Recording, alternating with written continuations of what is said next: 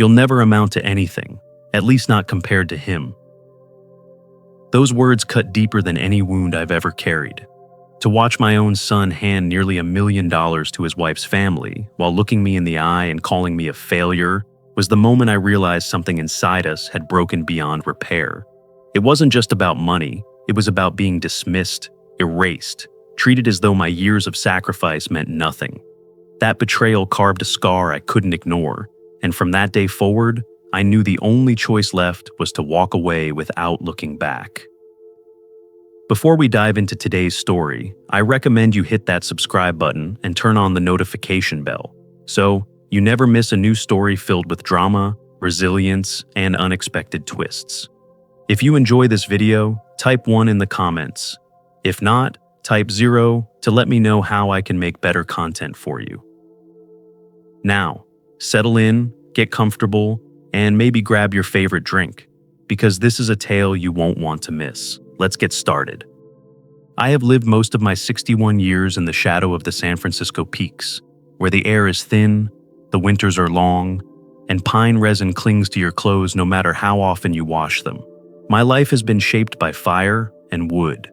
First as a firefighter, then as a man who built a business from lumber, nails, and sheer persistence. When my knee gave out after 20 years on the job, the department handed me a pension and a handshake. I went home to my garage, stared at a stack of raw timber, and decided I wasn't finished building. That's how Granger Millworks began. One man, one set of tools, and a stubborn belief that I could still provide something worthwhile. The shop grew slowly, as things worth having usually do. What started as a side hustle making coffee tables for neighbors turned into orders from small lodges and outfitters around the Grand Canyon. Over the years, I hired craftsmen who became more like family than employees. 12 people count on me now, and I count on them. We don't make fortunes, but every payday comes on time, and nobody goes home ashamed of what we produce. That's always been enough for me. Linda, my wife, understood that rhythm of modest dignity better than anyone. She was the one who encouraged me to take the leap after the fire department, who believed sawdust on the floor was just another sign of an honest day's work. She handled the books until her illness made it impossible. Cancer took her 5 years ago, leaving me with Ethan, our only child, and a silence in the house that still hasn't filled back in. Some nights, when the wind comes down from the mountains, I swear I can hear her humming from the kitchen. Ethan grew up running between stacks of lumber, his small hands tracing the grooves I cut. He was smart, quick to pick up technology I never cared to learn. When he was still in high school, he built our first website, something clumsy but effective enough to attract business from tourists searching for rustic furniture. For a while, I thought he might carry the shop forward, blending old craft with new vision. Then came Madison. She swept into his life with polished nails, perfect hair, and a Scottsdale address. Her family, Richard and Elaine Harper, had the kind of wealth that measures time not in years but in investment cycles. Real estate was their gospel, and they spoke in 6-digit numbers as casually as weather. At their poolside gatherings, I always felt like the help who wandered into the wrong backyard. Madison called my work craft, in the same tone someone might use for a 4th grader's art project. Ethan, to his credit, defended me at first, but over time I noticed his words shifting. He began talking more like them, about leverage, scale, and capital efficiency. I kept my mouth shut. A man learns, after enough fires, that not every flare-up is worth charging into. I would sit with my beer while Richard boasted about doubling an investment, or Chase, Madison's brother, detailed the latest resort development. They would ask about my little shop, and I'd smile, say business was steady, and leave it at that. It wasn't their world, and I didn't care to belong to it. What stung, though, was watching Ethan lean further toward their orbit and away from mine.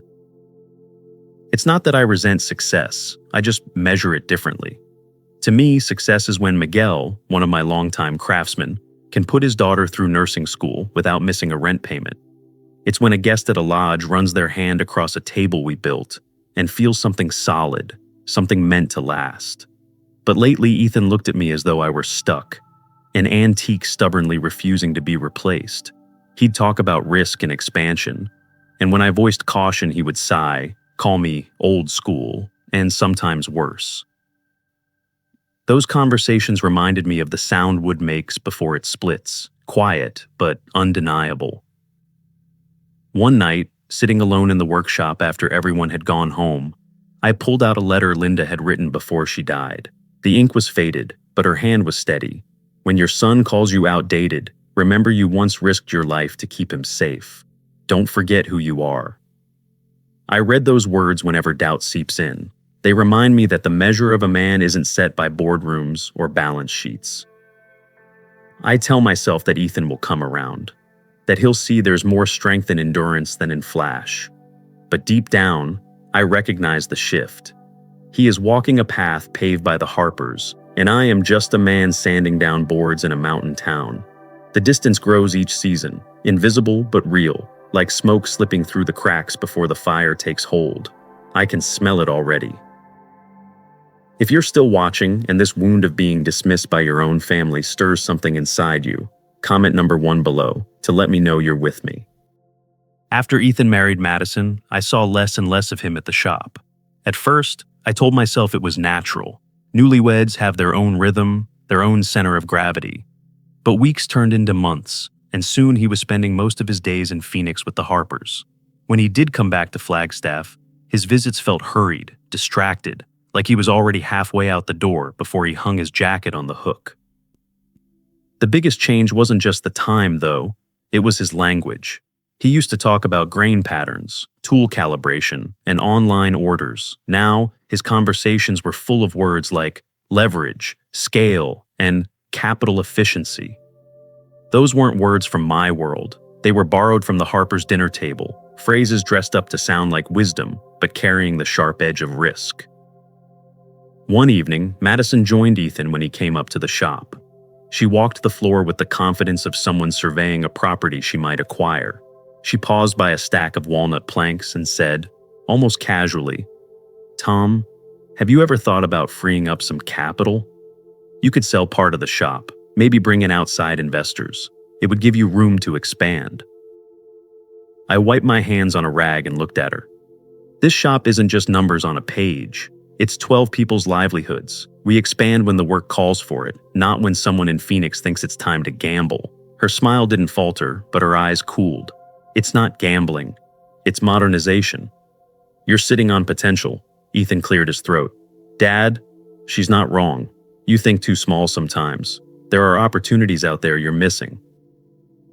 I wanted to tell him opportunity isn't always a door worth opening, but instead I said, Small has kept food on tables here for 30 years. Small has meant no one ever missed a paycheck.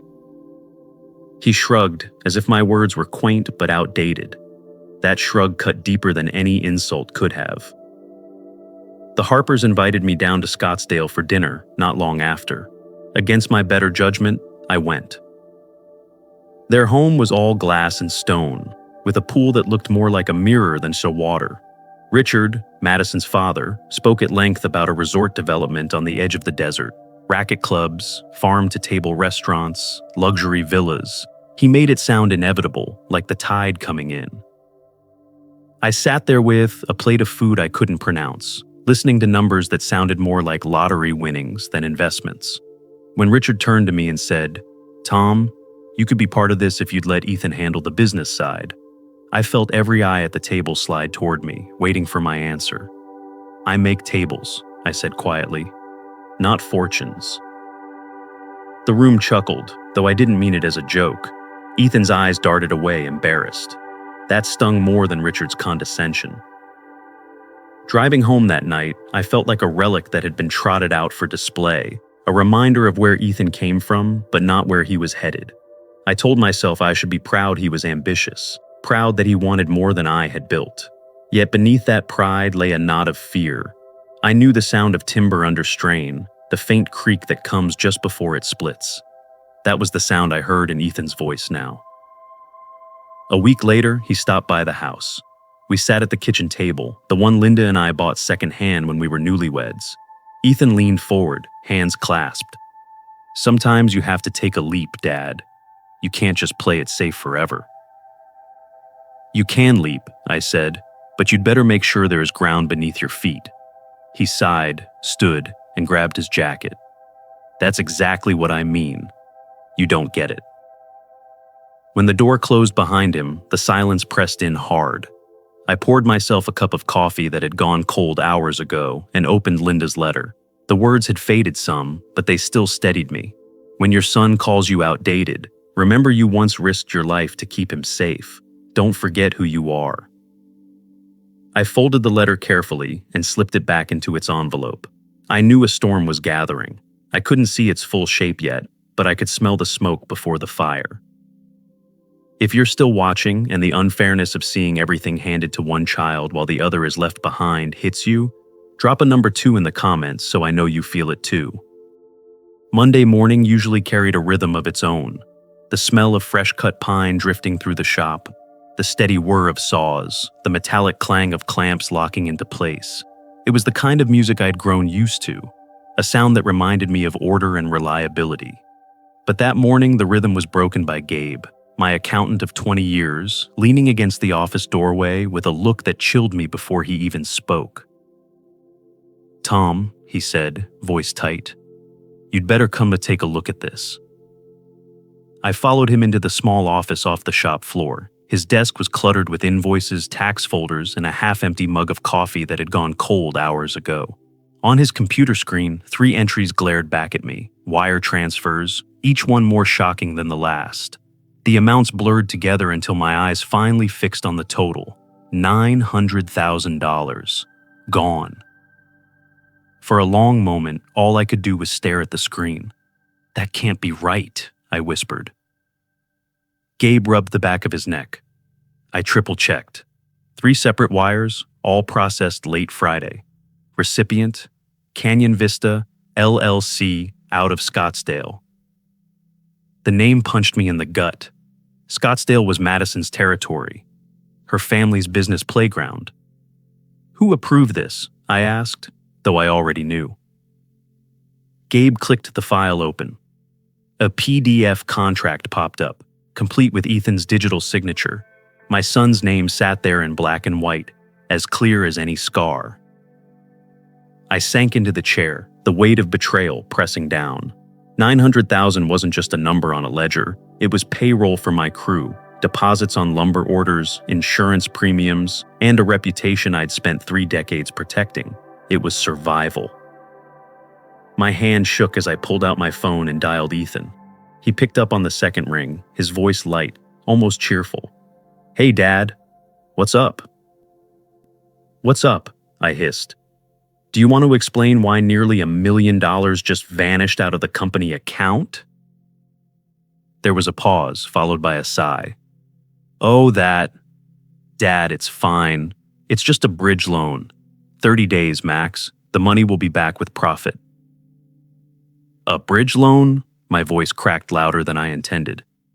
"You stole company funds without authorization. You risked every paycheck in this shop." "Come on, don't be dramatic," Ethan said. "It's a sure thing. Canyon Vista is about to close a major deal, and once it does, we're all going to come out ahead." "We?" I shot back. "Or the Harpers?" His tone sharpened. "You don't understand business. You've always been too afraid of risk. That's why Granger Millworks has stayed small. That's why you'll never grow." I felt my chest tighten. "This isn't about fear, Ethan. It's about responsibility. These men depend on me, on us, for their livelihoods. You gambled with their futures." On the other end of the line, he scoffed. "This is why you're stuck. You're a failure, Dad. You just don't see the bigger picture." The word sliced deeper than I expected. Failure. I had heard whispers of it in Madison's smirk, in Richard Harper's patronizing tone, but never from Ethan. Never from my own son. I sat frozen, the silence stretching between us until I finally managed.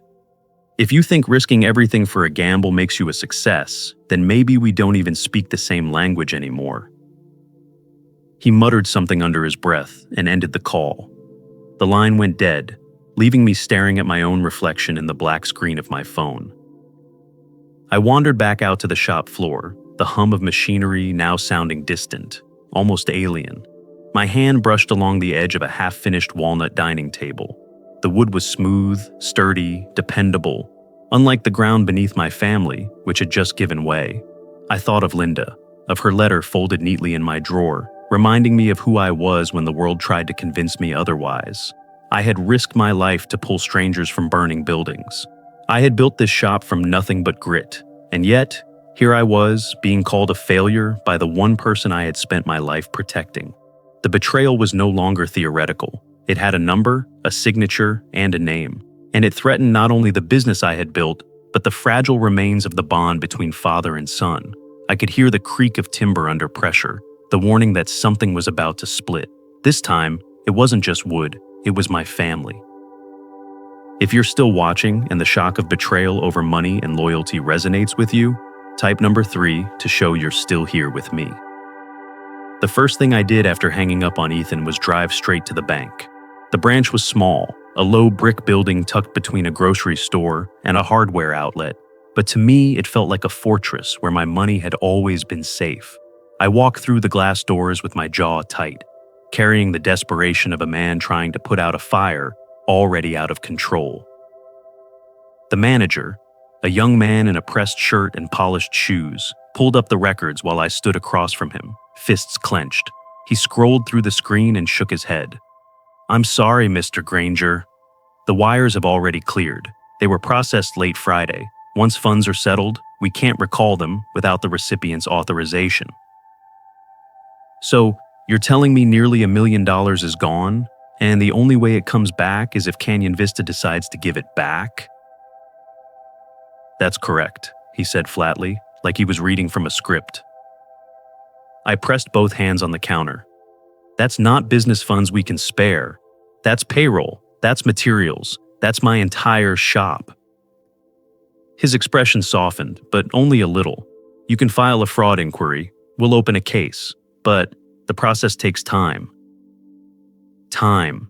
Exactly what I didn't have.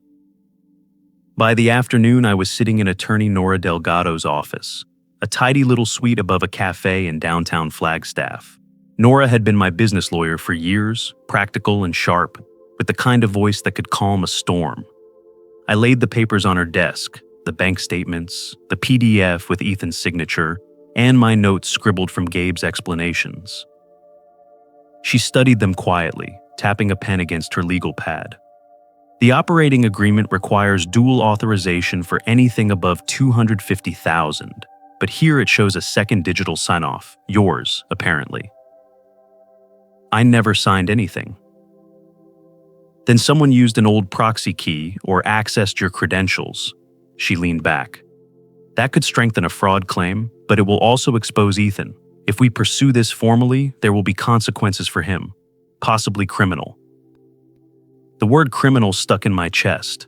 I wanted accountability, yes, but the thought of my son standing in a courtroom made my stomach twist. "What are my options?" I asked. "Freeze non-essential expenses, keep your payroll covered at all costs. If necessary, sell assets for liquidity, and prepare for an insurance claim under your employee dishonesty bond. But to activate that, we'd have to file a report." That night I called Richard Harper. His voice on the phone was smooth, the kind of tone polished by years of negotiations. "Tom," he said warmly, "I was wondering when you would reach out. You know damn well what happened. $900,000 taken out of my company without authorization." Richard chuckled softly. "Taken? No. Think of it as an investment advance, a short-term repositioning of assets. Canyon Vista is about to explode with opportunity, and this way, the family wins together." "The family?" I spat. "This isn't your family's money. It's mine. It's the people working in my shop who depend on every dime to keep their lights on." "Relax," Richard said smoothly. "Ethan knows what he's doing. You'll see returns soon." I hung up before my temper could push me into words I couldn't take back. His calm arrogance was worse than anger. It was dismissal, the belief that my world was nothing but fuel for his. The next morning, I gathered my workers in the shop. The smell of sawdust hung thick, but the usual easy banter was gone when they saw my face. I told them the truth. There had been a disruption in cash flow, but I promised their paychecks would not bounce. I'll cover it myself if I have to, I said. I'll sell my old F-150, and I've got an emergency fund. You'll get paid on time, no matter what. They nodded, some more reassured than others, but I saw the trust in their eyes. That trust was worth more to me than any investment pitch. Late that evening, I sat at my desk in the workshop. The lights buzzed overhead, casting long shadows over half-finished tables and stacked planks. I typed an email to Ethan. I listed the facts: company policy, fiduciary duty, legal exposure. I avoided anger, tried to keep it clinical. An hour later, his reply came. 4 words. "Trust me, old man." I read the line over and over, the dismissive sting of it seeping into my bones. Trust. That was the one thing he had just destroyed. Exhaustion pulled me down. I laid my head on the desk among the invoices and sketches, the scent of walnut and glue filling my lungs. My dreams were full of smoke, thick, choking, endless, and no clear exit in sight. If you're still watching and the struggle of trying to prove your worth against all odds feels familiar, comment number 4 below to let me know you're standing with me. The invitation came 2 days later, written in Madison's elegant cursive on heavy stationery that smelled faintly of perfume. Family meeting, Tuesday evening, our home in Scottsdale. I knew what it meant. They wanted me on their turf, surrounded by their glass walls and manicured hedges, to make me feel small while they justified the theft. For a brief moment, I considered ignoring it, but silence would only embolden them. So, I drove south, the desert stretching wide and harsh, reminding me how quickly heat can consume what looks solid. The Harper mansion stood like a monument to excess, white stone columns, a fountain bubbling without purpose, and a pool that sparkled under the setting sun. I parked my dusty pickup between their gleaming SUVs and walked up the long drive, the smell of chlorine and citrus mingling in the air. Inside, the marble floors reflected the chandelier light so brightly, I felt like I was walking on ice. They were all waiting in the great room, Richard in a tailored suit despite the heat, Elaine with her practiced smile, Madison poised with a glass of white wine, and Ethan shifting nervously beside her. Richard gestured toward a chair as though presiding over a board meeting. "Tom," he said warmly, "thank you for coming. We thought it best to have an open discussion, family to family." I sat, but kept my back straight. "Let's get to it, Richard. 900,000 left my account without authorization. That's not a discussion. It's theft." Richard spread his hands in a calming gesture. "It's not theft. It's strategy. Canyon Vista needed a short-term bridge to finalize an acquisition. In a matter of weeks, those funds will return with significant upside. This is how business works, Tom. The family wins together." "The family?" I asked. "My crew and Flagstaff aren't part of this family you speak of, yet their paychecks are the ones at risk." Madison leaned forward, her voice smooth. "Your business is respectable, Tom, but you think too small. We're trying to bring Ethan, and by extension you, into the future. This is modernization." I pulled a folder from my bag and slid it across the table. "This is the operating agreement. Anything above 250,000 requires 2 signatures. There's only one here, Ethan's. The bank is already investigating irregularities. Call it what you want, but the law calls it fraud." The room went still. Ethan's face flushed as he pushed back from his chair. "You never understand risk, Dad. You've kept the shop in the mud for 30 years because you're too scared to grow. I'm doing what you never could." "You mean gambling?" I shot back. "I've kept that shop standing through recessions, fires, and lean winters. I've kept 12 families fed while you've been striking matches. Don't lecture me about growth." Ethan's voice cracked. "You're a failure. Everyone knows it. You're just too stubborn to admit it." The word landed heavier than before, echoing against the marble walls. For a moment, I felt the weight of it pressing into my chest, but then I steadied myself. If being a failure means I didn't steal from my own people to chase a mirage, then I'll take the title. Richard interjected smoothly. "Let's not escalate. Tom, you need to relax. Let Ethan lead. He's young, ambitious, and willing to take bold steps. You should be proud." Proud? I stood, my chair scraping loudly against the polished floor. Proud that my son drained nearly $1 million from the business I built with my bare hands? Proud that he calls me a failure while hiding behind your promises of easy money? No, Richard. What I feel is disgust. Madison rolled her eyes, sipping her wine like the outcome was already settled. You're clinging to old ways, Tom. The world has moved on. I looked around at the gleaming glass, the expensive art, the pool shimmering outside, and felt a wave of clarity. Maybe the world has moved on, but dignity doesn't, responsibility doesn't. You can dress it up in your suits and wine glasses, but theft is still theft. Ethan tried to speak again, but I raised a hand. No more. You've made your choices, but understand this. What you did has consequences. For you, for Canyon Vista, for everyone in this room who thinks rules are optional. The silence that followed was thick, broken only by the hum of the air conditioning. My heart pounded, but my voice remained steady. I turned and walked toward the door, leaving their world of polished sonnet and hollow promises behind. As I stepped into the hot desert evening, the sky streaked with red and gold. I knew something fundamental had broken. The rift wasn't just between father and son anymore. It was a canyon carved wide by betrayal, and there was no bridge left to cross it. The desert night was quiet as I drove north, the headlights of my truck cutting through the darkness. The road stretched long and empty, giving me more space than I wanted to replay the words Ethan had thrown at me in that glass palace of his in-laws. Failure. The word hung in my mind like smoke that wouldn't clear. I gripped the wheel tighter, forcing myself to breathe evenly, though each mile only seemed to press heavier on my chest. By the time I rolled into Flagstaff, the shop lights still glowed faintly. I pulled in, sat for a moment in the cab, and watched the building. 30 years of my life stood behind those walls. Every beam, every scar in the floorboards, every tool worn smooth by calloused hands. It was more than a business. It was a promise, not just to my family, but to the men and women who showed up every day to keep it alive. Ethan hadn't just taken money, he had put that promise at risk. Inside, Gabe was waiting, papers spread across the desk like battlefield maps. He looked tired, older than I remembered, though he was only a few years younger than me.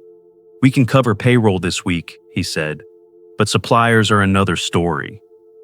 Without those wires reversed, we'll be short in 10 days. The words fell like hammer strikes. 10 days before orders went unpaid, before the reputation I'd protected all these years began to crack. We'll figure something out, I told him, though my voice carried less conviction than I wanted. The next morning, 2 of the younger workers pulled me aside.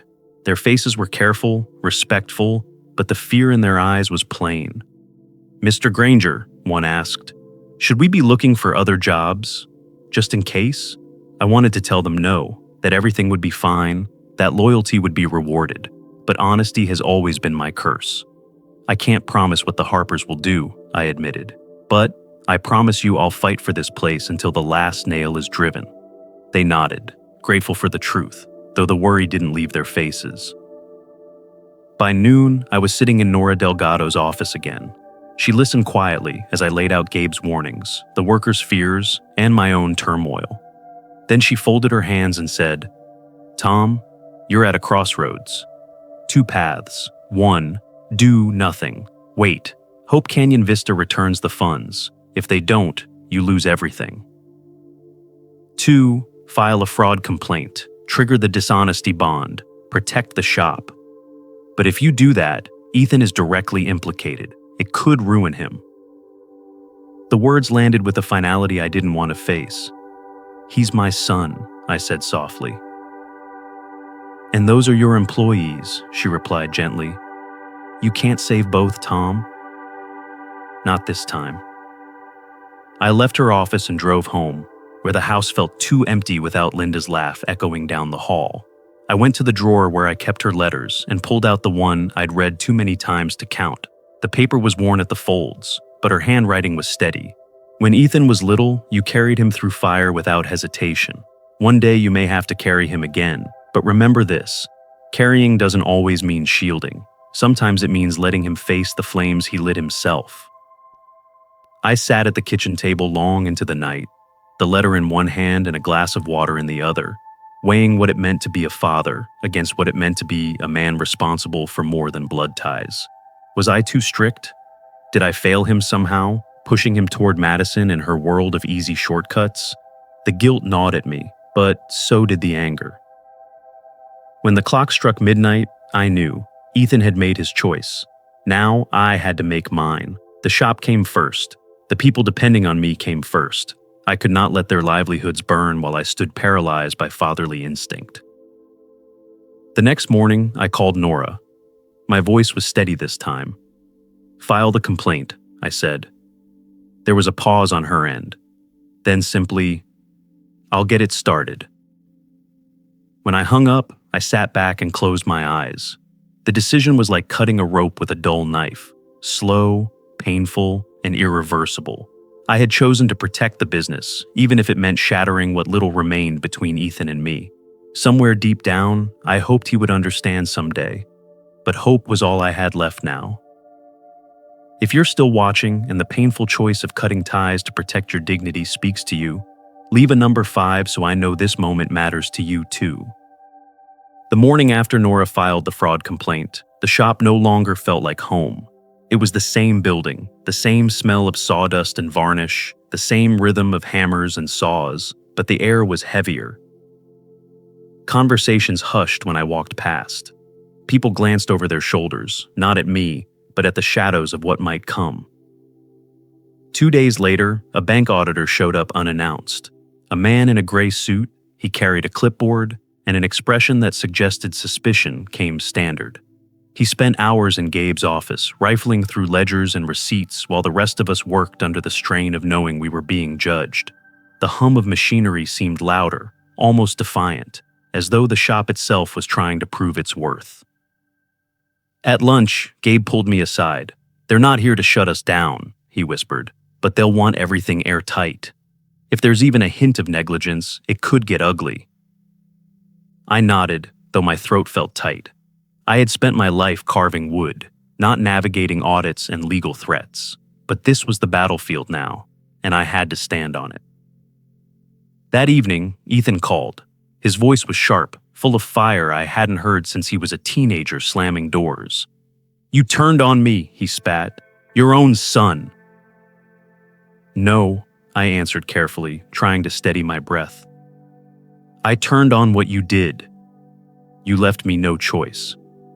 "You could have trusted me," he shouted, "but instead you dragged lawyers into this. Do you know what you've done? You've ruined everything. You did that when you signed those wires. $900,000, Ethan. That's not an accident. It's a betrayal." There was silence, then his voice dropped, bitter and cold. "I never want to hear from you again." The line went dead. I stood in the kitchen with the phone still to my ear, staring at the window where Linda's favorite curtains swayed in the draft. For the first time in years, I felt truly alone, as though even her memory couldn't hold me up. I kept payroll going the only way I could, by selling my old F-150 and cashing out part of my retirement. It wasn't much, but it was enough to make sure everyone got their checks on Friday. When I handed Gabe the stack of envelopes, his eyes softened. "You didn't have to do this," he said quietly. "Yes, I did," I replied. "They trusted me first. I won't break that now."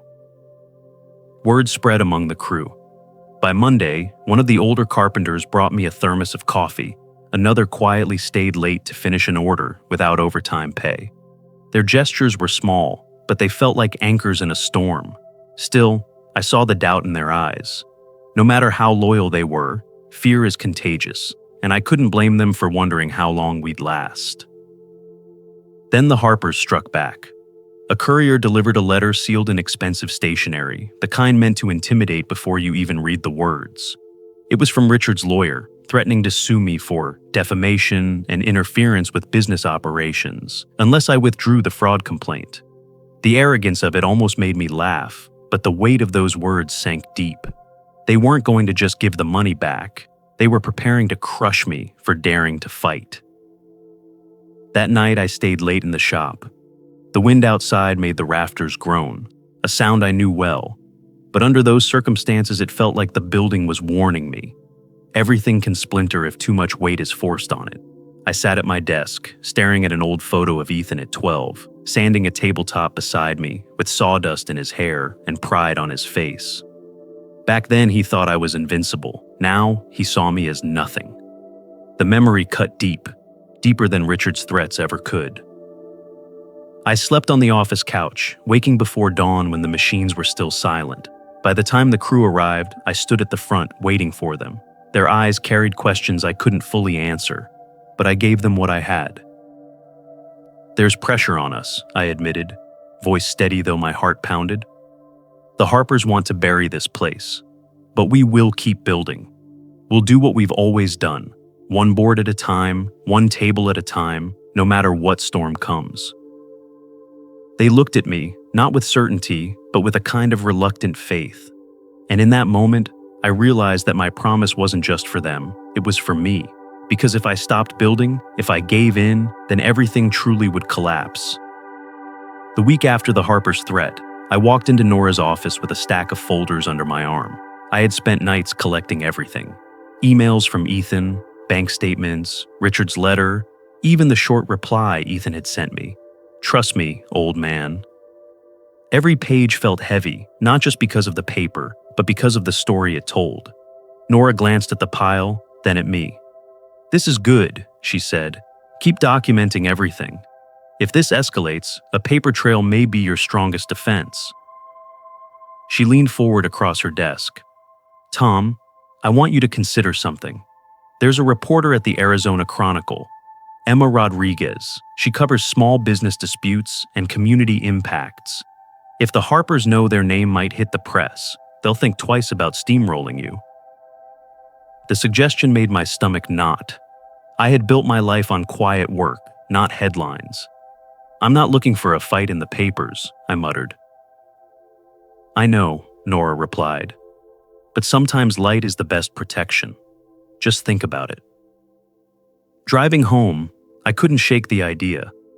The Harpers thrived in shadows, where money changed hands quietly. Maybe daylight was exactly what they feared, but I wasn't ready, at least not yet. Back at the shop, the practical problems remained. Lumber orders were due, and suppliers expected checks. I made calls, explaining more honestly than I ever had to business partners. Some hesitated, but more than a few remembered 30 years of timely payments. One supplier, an old friend named Carl, said, "Tom, you've never stiffed me once. I'll give you an extra 60 days. Just don't make a habit of it." That small mercy bought us air. Not much, but enough to breathe. I also sat down with the local credit union manager. The office smelled faintly of coffee and copier ink. "We don't usually back loans in situations this unstable," he admitted, "but your reputation counts for something. If you're willing to personally guarantee, we can extend a short-term emergency line." It wasn't comfortable, staking my house and what remained of my retirement against more debt. But survival rarely is. I signed the papers, reminding myself that standing still meant drowning. The workers noticed. By the end of the week, several volunteered to stay late without asking for overtime. One younger carpenter, Ryan, lingered after everyone else left. He was quiet, thoughtful, sanding the edge of a maple board until it gleamed. Finally, he looked up. My dad. He lost everything chasing some land deal years back. Thought he was going to make us rich. We ended up moving 3 times in 2 years. That's why I stick with steady work. I don't need to be rich, just safe. I heard the echo of my own thoughts in his words. Your father made choices, I said carefully. Mine made different ones. And now, Ethan's made his. Ryan nodded. Difference is, you're owning yours. We see that his words warmed me more than I expected. It reminded me that leadership wasn't about grand speeches, but the steady hand on the tiller, even when the waves crashed. That night, after everyone left, I sat alone in the shop with Linda's letter open beside me. I had read it 100 times, but something new struck me. She hadn't asked me to protect Ethan forever. She had asked me to remember that sometimes love meant letting him stand in the fire he lit. For years I carried guilt, thinking I hadn't given enough, hadn't guided him right, but guilt had no place here anymore. responsibility did. I pulled a blank sheet of paper toward me. For the first time in weeks, I didn't write to Ethan, hoping he would come back. I wrote to myself, a vision of what Granger Millworks could still be, a plan to keep the doors open, to honor the loyalty of the men and women who believed in me. Words like integrity, craftsmanship, and community filled the page. Not corporate slogans, but truths I had lived by, truths the Harpers could never counterfeit. When I put the pen down, I felt lighter. The money was still gone, the fight still ahead. But for the first time since this began, I saw more than loss. I saw possibility. I wasn't just clinging to the past anymore. I was building towards something new. I turned off the lights, the workshop settling into silence around me. The smell of wood lingered, steady and grounding. Outside, the night stretched wide and uncertain, but inside me, a steadiness had returned.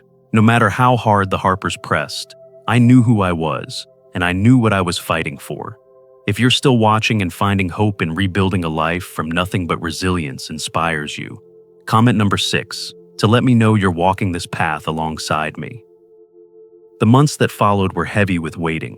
Investigations moved slower than sawdust settling in still air, and there were days I wondered if anything would come of it. But in that time, the shop did not collapse. Somehow, with every ledger entry, every delayed order, every sleepless night, we stayed alive. I kept suppliers close with honesty. Some extended credit longer than their own comfort allowed, simply because they trusted my word.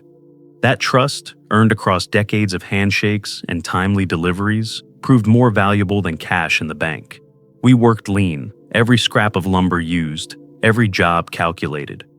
The men grumbled less than I expected, perhaps because they saw I wasn't sparing myself. I drove Linda's old sedan after selling the truck, ate sandwiches at my desk instead of hot meals, and spent long hours under the hum of shop lights. We survived.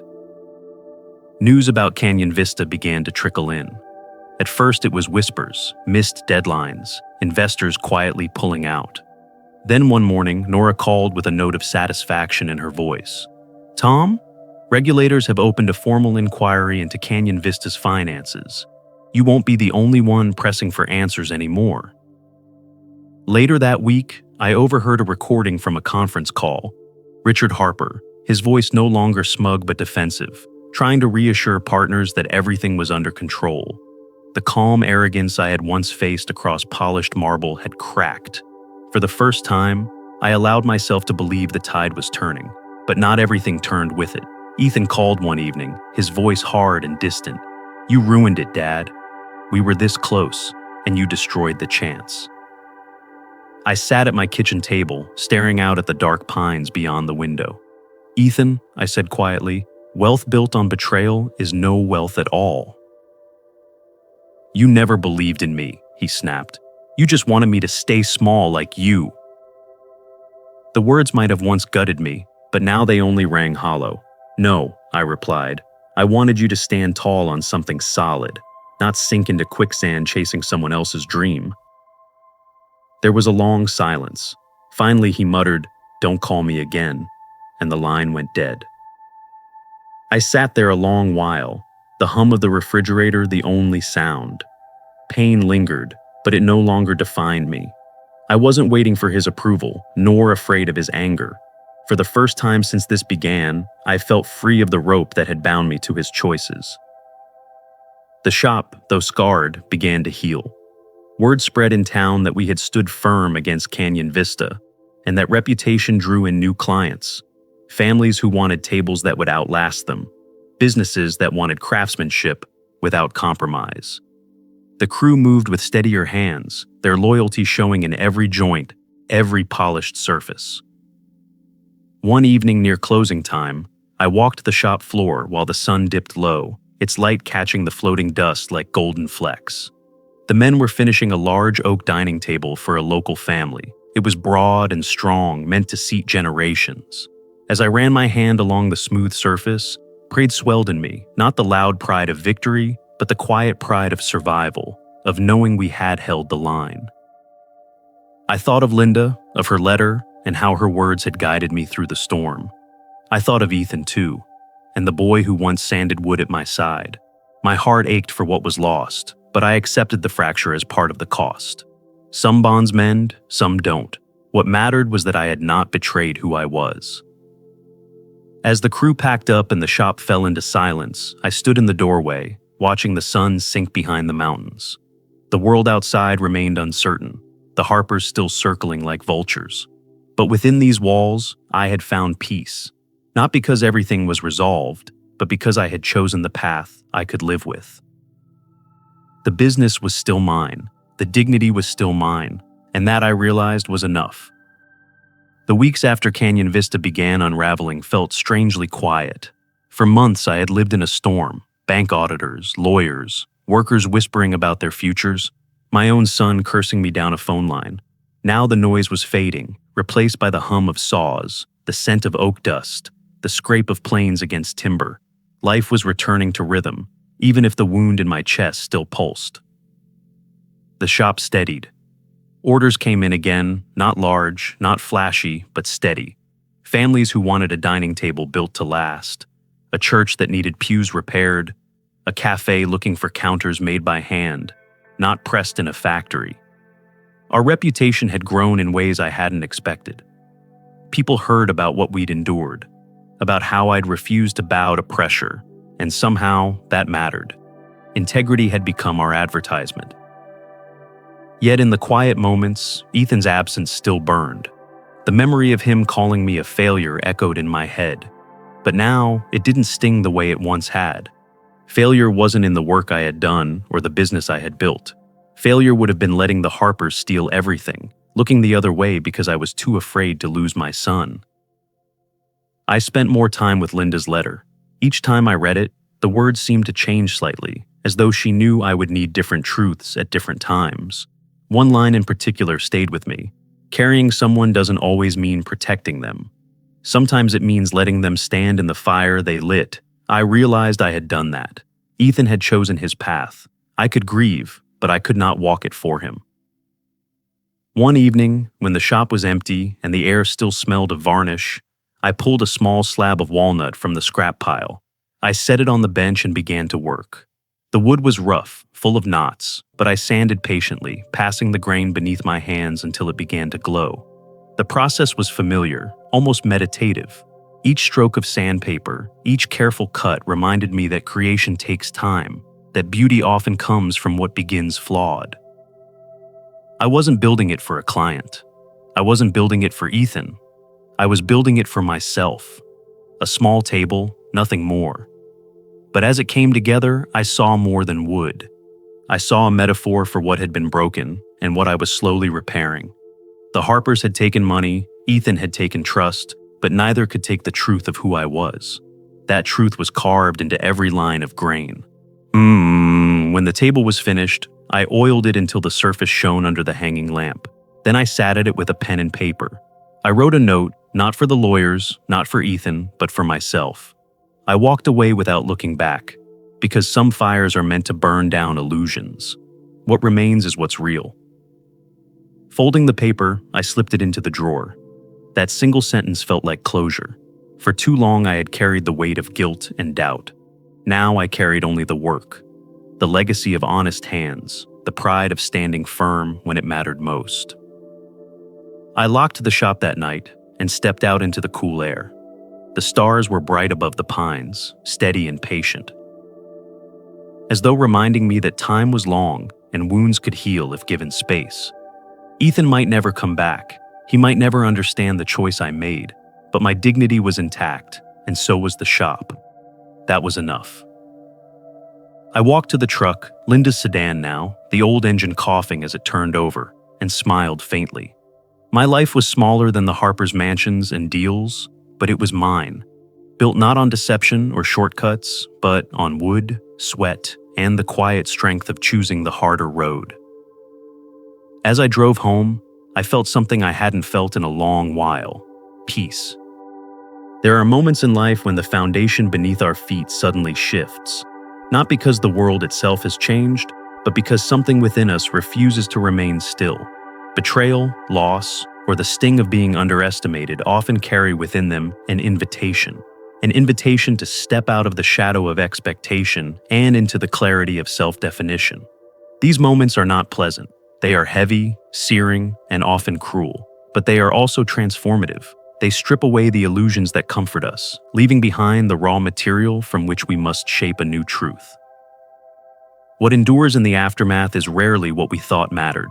Wealth, recognition, approval from others, all of these can vanish in an instant, carried off by circumstance or by the careless hand of someone we trusted.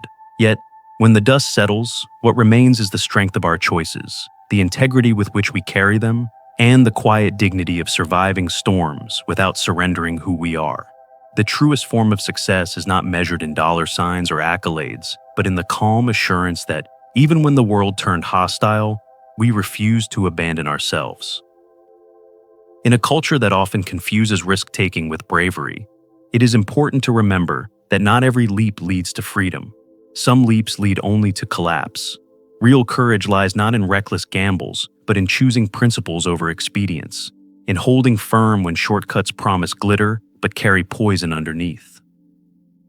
When integrity is traded for quick profit, the soul begins to erode, even if the pockets temporarily swell. And so the deeper wisdom is this: it is better to walk the harder road with dignity than to run down the easy one into ruin. Every betrayal reveals more than just the weakness of another. It reveals the depth of our own resilience. To endure being called a failure, to watch trust broken, and yet to rise again with unshaken hands is itself a victory. Life's harshest blows often force us to see what is essential. Approval is fleeting, applause fades, but the steadiness of one's own character, the loyalty we extend to those who depend on us, and the refusal to abandon responsibility, these are victories no one can strip away. There is also a lesson about boundaries. Too often we confuse love with endless forgiveness, as though devotion means shielding others from the consequences of their own choices. True love, however, is honest enough to let others face what they have created. To carry someone does not always mean to protect them from fire. Sometimes it means stepping back, trusting that if the fire consumes their illusions, what survives may finally be real. Setting boundaries is not cruelty. It is the necessary line between compassion and complicity, between enabling destruction and preserving what is worth saving. The storms we endure often polish us the way sandpaper refines wood. They grind, scrape, and leave us raw. Yet if we endure, if we lean into the shaping rather than resisting it, we emerge with a surface smoother, truer, and stronger than before. Hardship does not diminish value, it reveals it. In that sense, every wound carries a hidden purpose, to carve us into the person we were meant to become. And when the storm clears, what fills the silence is not bitterness, but clarity. The realization that one can lose money, status, even relationships, and still stand tall, because dignity was never in the possession of those things. Dignity was always in the choice to act with integrity, even when it came at the highest cost. Peace is found not in the absence of pain, but in the knowledge that we stayed true to ourselves while facing it. The end of any struggle is not the end of the story. It is the beginning of a quieter chapter. A chapter where we live lighter, not because life has grown easier, but because we no longer carry illusions that weigh us down. We no longer chase approval that was never ours to begin with.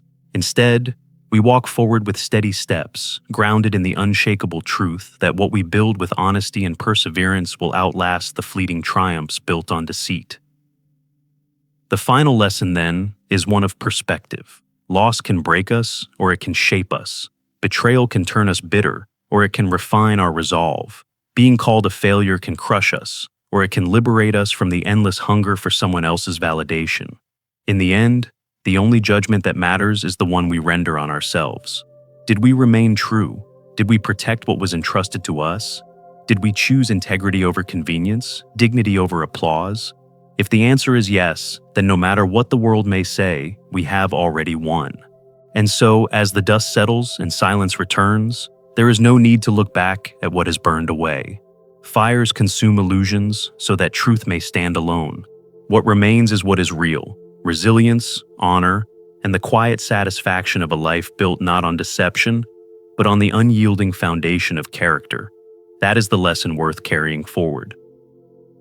These turning points remind us that setting boundaries and valuing ourselves is not just an act of courage, it's the foundation of living with dignity.